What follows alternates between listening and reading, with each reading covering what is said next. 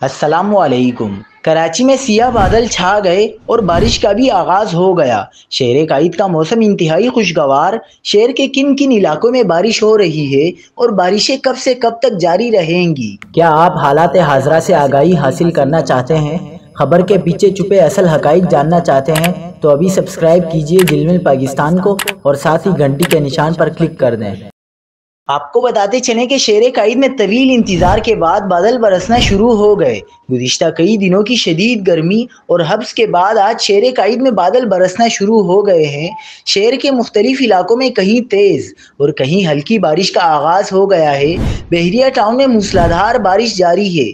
اس کے علاوہ Surjani town, scheme 33، خدا کی بستی اور گلشن حدید میں گہرے کالے بادل چھا گئے اور تیز آندھی چلنا شروع ہو گئی ہے۔ کراچی میں مونسون بادلوں کی دھواندار انٹری پر شہری خوشی سے نہال ہو گئے۔ کراچی کے علاقوں ناظم آباد، گلشن معمار اور گلشن اقبال کے اطراف میں بارش ہو رہی ہے۔ کراچی کے بیشتر مقامات پر آسمان میں گھنے سیاہ بادل چھا گئے ہیں۔